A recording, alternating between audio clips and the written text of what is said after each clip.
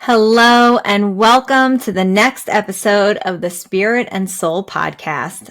I am Tiffany Cohen, and today we are talking about something that I find to be really interesting and something that I really started tapping into more recently on my spiritual journey, and that is ancestral lineage, ancestral history, and how it has an effect on you today.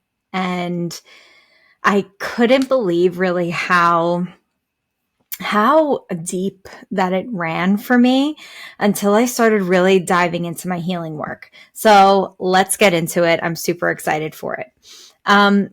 So ancestral, when I started working with ancestral lineage, or even actually, let's even go back further. When I really started working with my spiritual journey, I really got to the root of like a lot of healing things and things that I needed to work through. And I really didn't pay much attention to the ancestral part of it because in my mind, and just the way that I am, I'm like, I'm my own person and nothing else that anybody in my family is doing is going to have an effect on me. And I'm not taking anybody's like stuff. I've changed those things. I've grown from those things. And then I started looking at, the different lines of my, as I started on my spiritual journey even more and my healing journey and uncovering things, I started to realize how mother lines and father lines play into things, meaning that if my mother has, let's say, something that she needs to work through or something that she keeps repeating, and then her mother, then I notice it in her mother, and then I notice it, I hear stories about her mother before that. You realize that things flow through this mother line or this father line. And I started to learn a little bit more about that. And I started to really see what was happening there was that this is an ancestral thing. And I realized how important it was for me to really start diving into, because while, yes, you may be carrying around the traumas that you know of, let's say from your own parents, and maybe you know of anything from their grandparents. Do you know, from their, your grandparents, so their parents. Do you really know anything further than that? Do you have any stories? I know for me, on my father's side, I had a very rich history, and I knew, a lot of the different stories told by my grandmother and from other members of the family and from my dad. And I have family members that are very into ancestry and our lineage. But on my mom's side, I really didn't have that. I didn't have those stories. No one really talked about too much, and you didn't really know what was a made up story versus what was truth. So in that, I kind of really didn't have much to go off of except for my own experiences, what I saw, what I lived, and to really understand it from there. And then I started to really dive deep into meditation work. Asking the questions. And when I did, it was an entirely new world that opened up for me. And I didn't shy away from really making those connections ancestrally any longer. And once I did that, it started to open up a level of healing that I was not hitting. And when you heal, you expand. You find a level of expansion in your energetic field. And I started to really see things unfold. So how does this tie in? So let's say if you have issues with money, let's say if you're in victim mindset with money doesn't grow on trees, and you have this, maybe your mom or dad had that, maybe their parents had it, and it's coming from all different ways, but you've never really had the experience of not having. You're just afraid to not have. You could make all the money in the world and still have money tie-ups because it runs in your blood. Remember that. We have to remember that there is, and we've talked about this on a lot of different podcast episodes, that there is blood memory and there's water memory, and all of these things are passed through our bloodline. And if we have memory, that means that any experience that someone in our family lineage had, we have a memory of that within our own body. Now, do we remember it? Do we know where it's coming from exactly? No. But we can remember it on a deeper inner knowing level. So if we feel like something is coming up and it doesn't feel like ours, or we're not really sure what it's tied to, more than likely it's either past life or it's ancestral. And you'll know because you'll see it repeating throughout different family members within your own family. So you'll see maybe your cousins have the same type of thing because it comes from grandma, right? So, and it comes even maybe their parents before that and the parents before that.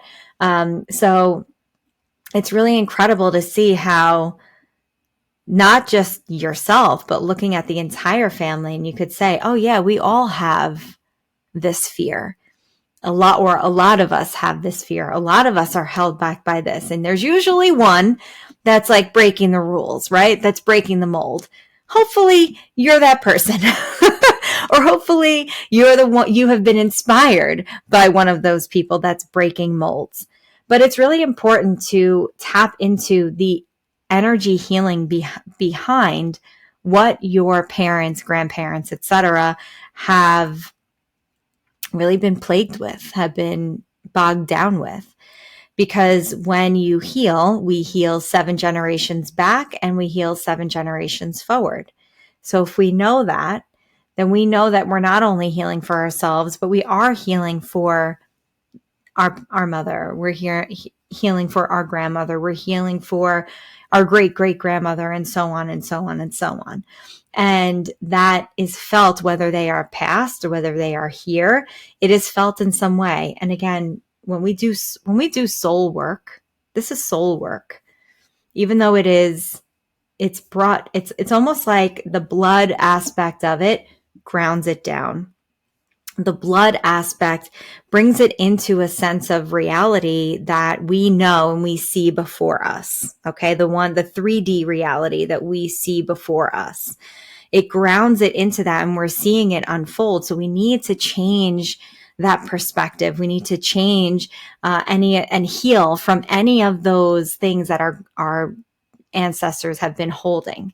And once you do that, you start to see like your mom maybe or your dad will start to relax with money as you've healed a money wound because you've grounded it into reality, because it is a blood thing. It is a blood memory, but it is also on a soul level. So the soul level, when we do soul work is instantaneous.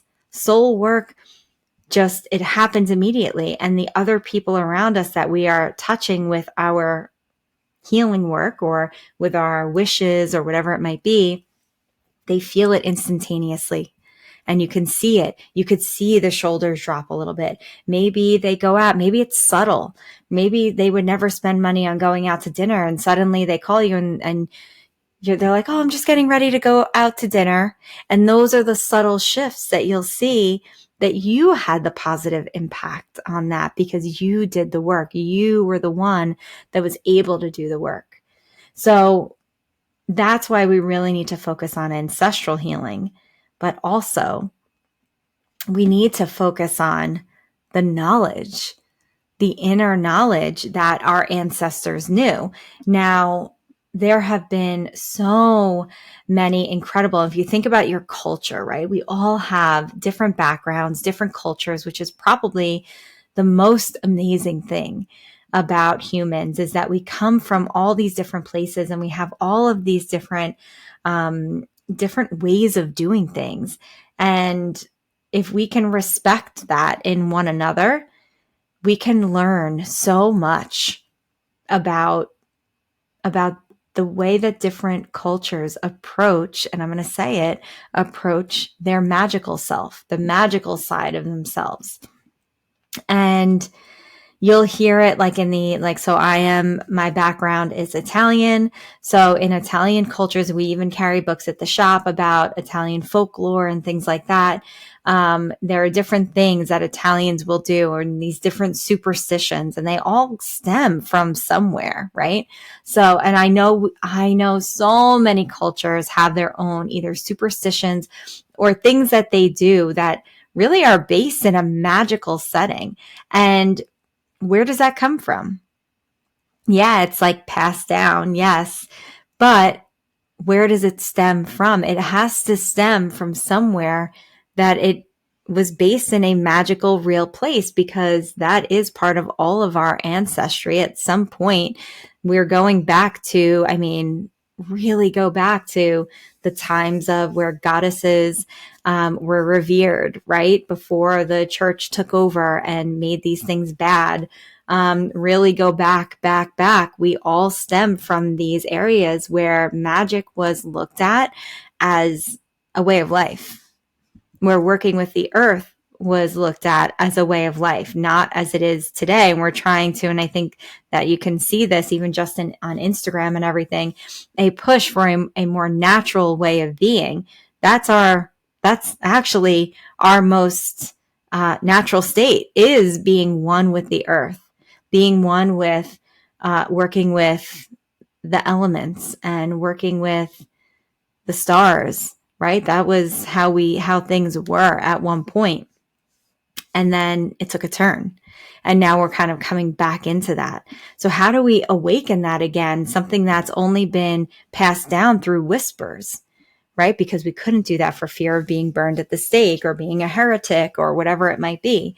So, we had to pass down these rituals and these superstitions, let's call them, through whispers and through making things every day, making things a norm and making it look like an everyday thing, maybe with sweeping, right? Certain ways that you sweep, or when something happens, you light a certain color candle, or at certain times of year, you do certain things to ward off negative energy or to keep certain energies away.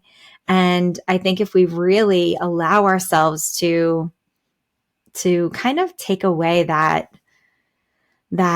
haze of looking at things as, oh, well, is that real?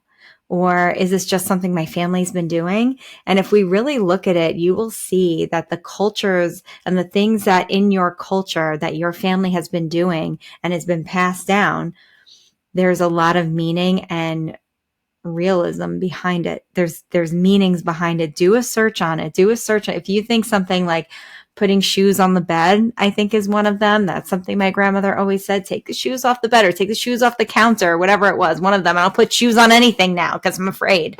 I don't put them on anything. So, if you break a mirror, where does that come from? Like, right, all these different little superstitions, they are passed down to us and they have meaning. So let's tap into our inner wisdom and find out where did that come from? Where did these things come from for us? Why did we do this?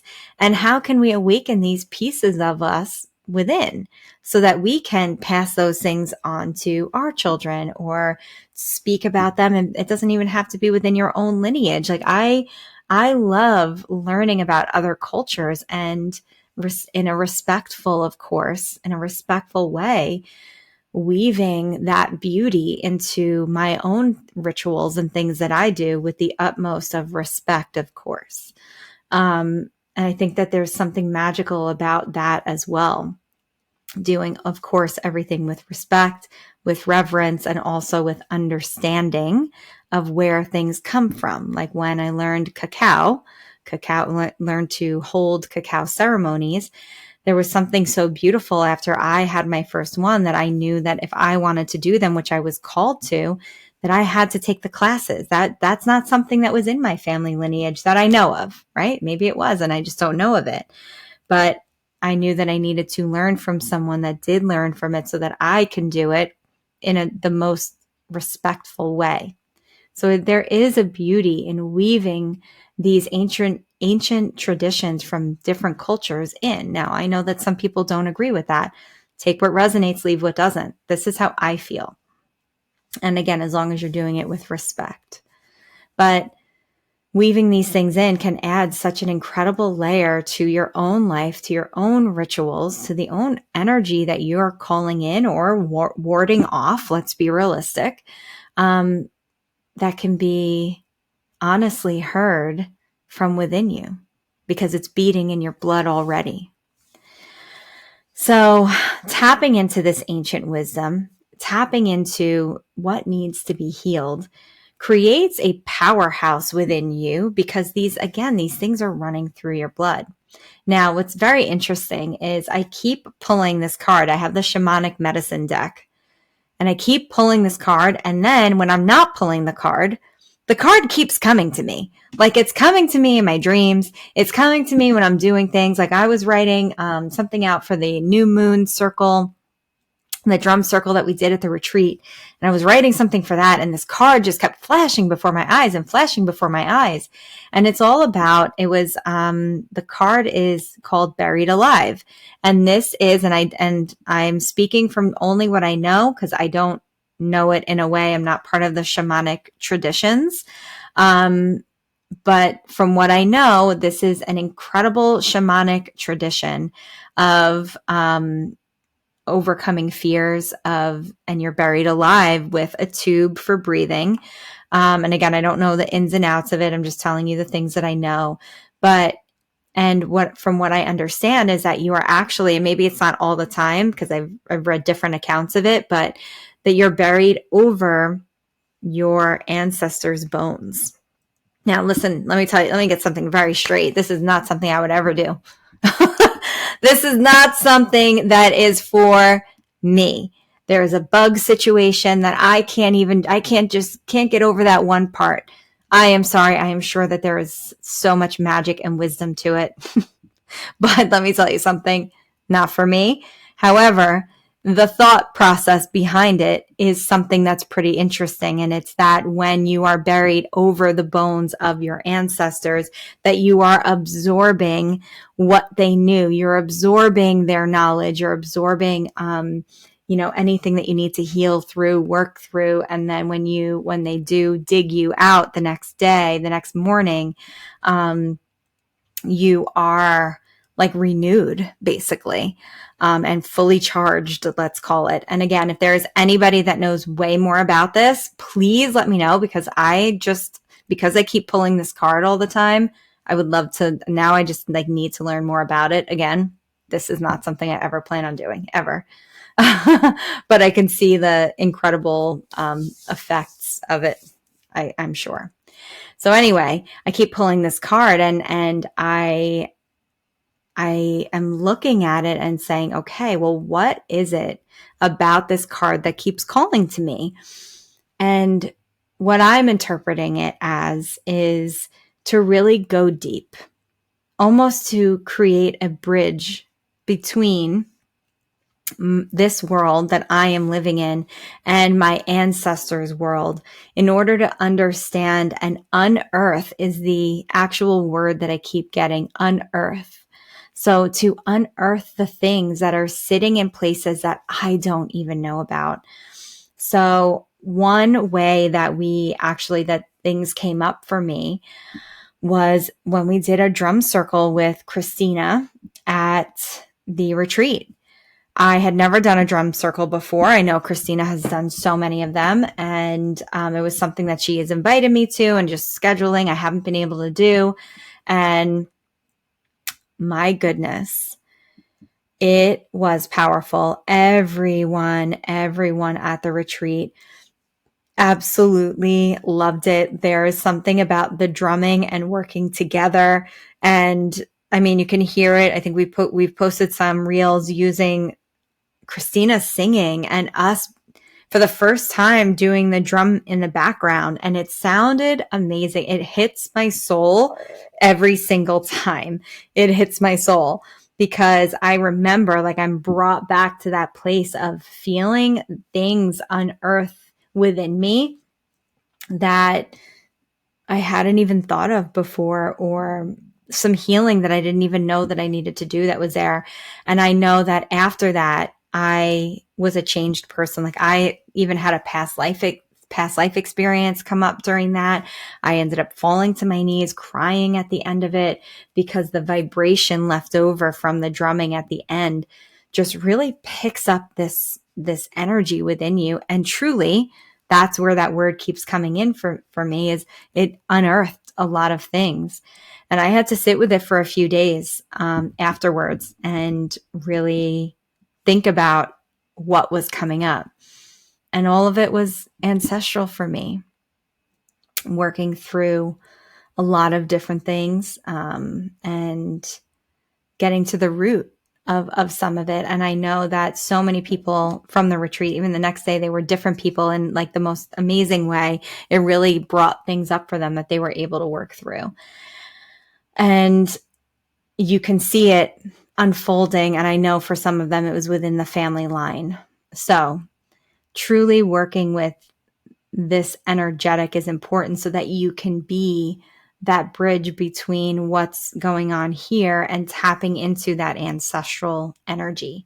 So my suggestion is always going to be meditation, of course, but also even journaling. So tapping into going into a meditative state. Erica has a free class if you go on the Spirit and Soul app, or you can get it on the replay. She has an intuitive writing class that was so great. Automatic writing class that was so great. And I do a lot of the things that she taught me in that class. I do them now, and it's really amazing what has come up and what comes up as you go into that slightly meditative state, and then just allow your pen to move. Allow yourself to ask questions of your ancestors. Right now, if you're listening to this in real time, we are heading towards Halloween. We're heading towards a time where the veils are at its thinnest. And this is an incredible time for you to work with that ancestral energy. So that's why I wanted to make sure that I did this episode now, because now is the time. Now you can do this work anytime, but now is the time where that work will be at its peak time, because like I said, those veils are at its thinnest. So, again, a way to do that: automatic writing, meditation, asking the questions. And then I have my full moon circle, and it's called the Spirit of the Ancestors. And that's working. And we are going to work with that bridge, that open bridge, right? I think it's called Coco, right? That movie that was like more about Day of the Dead, but think about that bridge. And that's what I keep getting shown for this class, is there is this bridge that we really need to walk in order to understand our ancestors a little bit more. Maybe there's someone in your ancestral line that's trying to connect with you that you don't even know. You may not even know who they are. What I would do is try to get a hold of your family tree and just look at the names. See which name jumps out at you. If you do have, this access to this family tree, if you've ever done 23andMe or ancestry.com, especially ancestry.com is really great with that. I know I did ancestry.com and I did 23andMe, and ancestry.com I found really cool for like if you wanted to go backwards and like look at different things from your ancestral line, whereas 23andMe was really more like scientific DNA based. But yeah, I mean, I think any one of those, you can really start to just get names of people. And how do they stand out to you? Is one kind of stuck in your mind? Is one magnetizing itself to you? Why? That's where you'll start to ask the questions, why? So my suggestion to you with this ancestral episode is to really get clear. You will be surprised about how your body and your energies know what you need to heal ancestrally right now. You have to just ask, and you'll feel how far back does it go. Okay. Left side for me anyway is is your past. So looking at your left side, how far back? Where does this issue come from? Where does this fear of abandonment come from? Where does this money wound come from? Right? Or fill in the blank. And you can feel, okay, ask 3 generations back, 7 generations back. Where does it go? And then if you can get that, start to be your own detective here. Start, okay, 7 generations back. Okay, let me look at my ancestry and see if something comes up. What would 7 generations back be? Who would those people be? And if you can try to figure it out, if you have access to that, and some of us don't, like I said, on my mom's side, I really don't have that, but on my dad's side, I do. Hopefully you have one that you can kind of go back to and say, all right, speak to me, talk to me. And what do you need to say? What do I need to know right now? We have even ancestral candles at the shop that Frank makes so that you can tap into that ancestral energy. It's really amazing when you start doing this work, how much you didn't realize was tied to your family. I think a lot of us want to separate ourselves from our families, especially if we don't resonate with the family. But remember something, you chose that family before you incarnated into this body. And I know some of you don't want to hear it. I'm saying it anyway.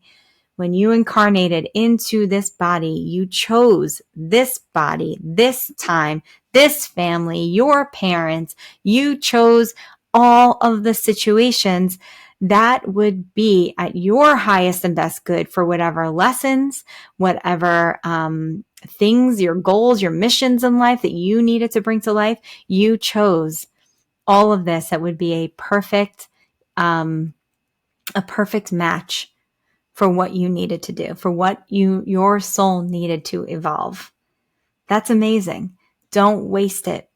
Don't waste it by saying, oh no, it doesn't have anything to do with me. No, I'm different. You can be very different.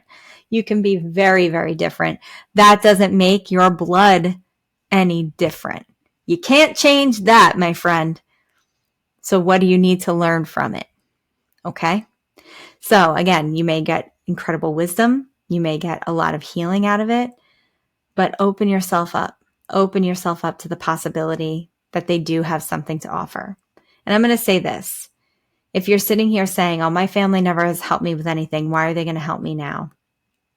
I want you to understand that you don't have to speak to them personally in person.